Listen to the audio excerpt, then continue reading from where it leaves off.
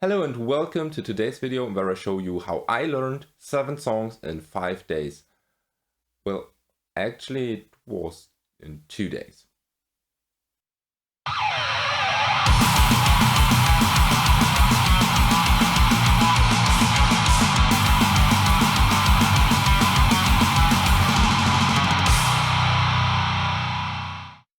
So if you follow me on Instagram, yesterday I shared a story that I was at Party.San festival in Germany and I played with Atomwinter.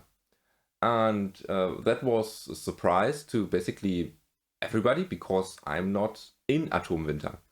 First of all, Atomwinter is a German old school death metal band. And you may know their vocalist Flo if you're a regular viewer of my channel, because he was featured in a song I did.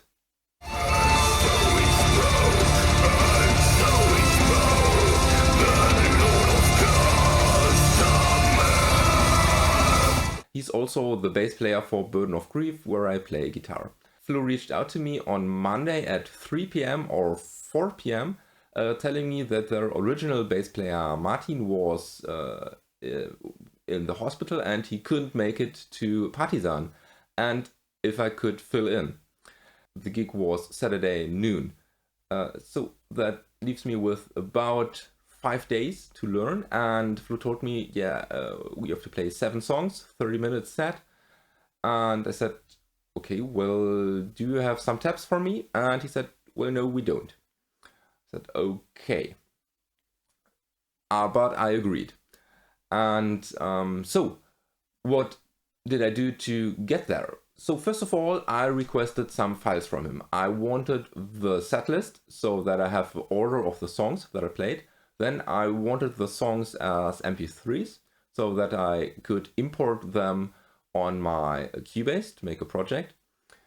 And I requested a video because there are no tabs. If there would have been tabs, I wouldn't need a video. So I requested a video where the guitar player Benny was playing the songs on bass so that I could see what's played and I can make my own tabs.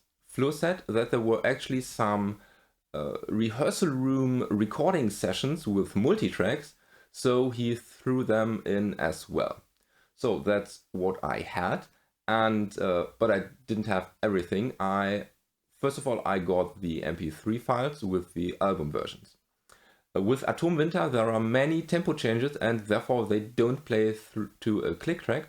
So that was another difficulty for me. So while waiting for the videos and the multitracks, I listened to the songs because I haven't heard them before. With the intention of playing them, I just listened to every record when it came out, basically. And I made notes in Notepad on my PC. Just to structure the songs, see when a part is repeated and how long it basically is. I did this, I think, 2 times, 3 times. And when the second or third time, I already had a bass in my hand to maybe find out what the tonality is, what notes are played, just making some notes. So when I had that, I had the basic structure. Then it was still Monday. Monday 6 p.m., 7 p.m. I got the videos. And then I started watching the videos and making notes and basically tabbing everything out that I needed. First of all, I did this in Guitar Pro, but this didn't help me. So I came up with this old school analog notes. For every song, I have a page. And there I basically tapped everything and I transcribed my song structure. I already corrected it because it was wrong sometimes, and made this basically cheat sheets, handwritten. And those cheat sheets I had ready on Tuesday. So Tuesday I could start practice every song. before, whenever I had a cheat sheet ready, I tried to play the song with the cheat sheet, and first of all with the video, so I could see what he was playing, and when this went well, I started with the audio and the cheat sheet. And by the end of Thursday or Wednesday morning, I had every song tapped out with this cheat sheet. And Wednesday morning, 6 a.m., I woke up and I played the set. It was a 30-minute set. I could easily play it. So I did. And with those cheats, it went well. I came through the whole gig. So technically speaking, I could, when I would print them out or transcribe them to PC, make them a bit bigger, I could play the show on Wednesday with this cheat sheets. But I wanted to memorize as much as possible, so I took one step further. First of all, I made those cheat sheets, and those were bigger. I printed them so I could easily read them on stage, and those are the actual cheats I took with me on stage. When I had them, I basically, on Wednesday afternoon, on Thursday and on Friday, I played the set at least 3 times a day. Played it mornings, 6 a.m. before work, then when I got back, so immediately after work, and then when I basically stopped working on my PC, when I went to the couch. Before that, I played them as well. On the last day, on Friday, I even included a 4th session right before going to bed, because I knew I wasn't able to play them Saturday morning. And I tried to only memorize them. I tried to look as few times possible on this cheat sheet, and it worked. It was better from time to time. And I also installed another edition of listening to the songs, because my drive to work is about 15 minutes. So 15 minutes to work and 15 minutes back, which means 30 minutes, one set. I made a Spotify playlist in the order of the set list, and I listened to it while driving. And I thought to myself, well, which part is coming now? How do you play it? And so on. So this basically gave me another playthrough in my mind every day. So it was 4 to 5 times a day where I played the set. And Saturday morning, we had to be there at 9 a.m. So I woke up again 6 a.m. I put my stuff, which was another difficulty, I might add, because typically I'm not a bass player, I'm a guitar player, so my rig is for guitar, and I'm actually changing my pedalboard setup. So I had to put my Fractal Audio FM3 and my wireless unit, put them on a pedalboard, and install a patch. I did know that Party.San had MPEG heads staying there, but I didn't know how I could use them, so I basically made a patch with 2 scenes. One was for the case that I could use the FX return of the amp, and the other one was if I had to go to the input.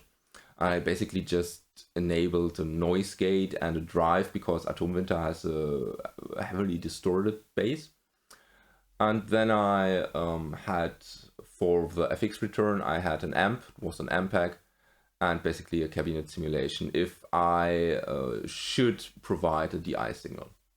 Turned out I just connected to the input of the amp, so I could use the patch with just the drive block and the gate enabled. And everything worked perfectly. So stage at Party.San is really big, so I had 2 monitor boxes. We don't have in-ear with Atomwinter as well, so I had to make some adjustments. I wanted the drums to be the loudest, because I listen to the drums where he is when he makes his tempo changes, and I didn't want to turn my head around every time to see when he does so or how he's playing. I wanted to hear it, and so I had a brutally loud snare and a brutally loud kick drum. Not my preferred way of hearing my monitor mix, but for this gig it worked. In front of the monitor boxes I put those cheat sheets. You can actually see the duct tape, and the setlist was that we were playing 3 songs straight, then there was a break, then 3 other songs, and another break, and then the last song. So I basically put the first 3 songs there, and during the break I just quickly exchanged the papers. And yeah, it worked. A funny thing, nobody knew that I was playing there, and even our friends that were camping with Flo since Tuesday or Wednesday didn't know I was coming. And they stood there first row, and they were shocked seeing me on stage. But in the first break, Flo told them what was going on. But that was really funny, actually. The gig itself went well. I think I had one bigger mistake, maybe, and another time where my wireless unit, I haven't secured it good enough, because I had the bass lower than I have my guitar, and it fell off, so I was briefly disconnected, but no big deal. Don't know if anybody has noticed, actually. So yeah, the gig went well, and I could play those songs because I held strictly to my routine of playing and hearing them as much as possible. Another factor is that the songs weren't as technically difficult, so technical issues were never a problem. It was only to memorizing when comes which part. And the songs were or are really similar. Most of them are in B diminished, so that was something to get used to. I had to make sure I always remembered when comes which part and not screw the parts up. Maybe play the verse of song 6 when song 3 is playing, because they were so similar. But it worked. I just adjusted Eselsbrücke in German. And yeah, that's actually the reason why I'm making this video, because I was playing the song so much I didn't have time to film another thing. So, well, during my talking I gave you some impressions from Party.San.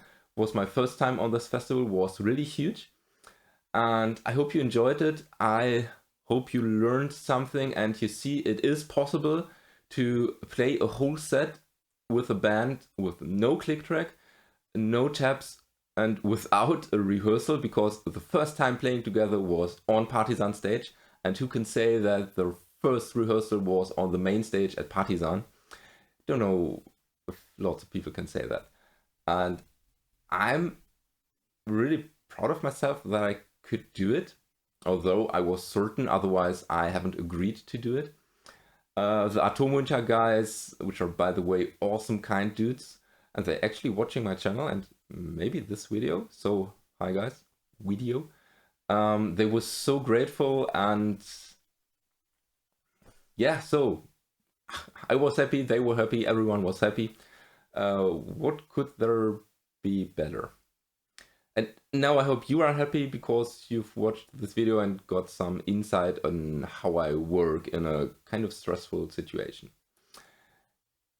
Anyways, if you have any questions, let me know down in the comment section. I'll leave a link to Atomwinter down in the description as well. And if you want to support this channel, check out the other links in the description. And yeah, with this being said, thank you for watching. Don't forget to subscribe, check out my Instagram. May the force be with you, and have a nice day.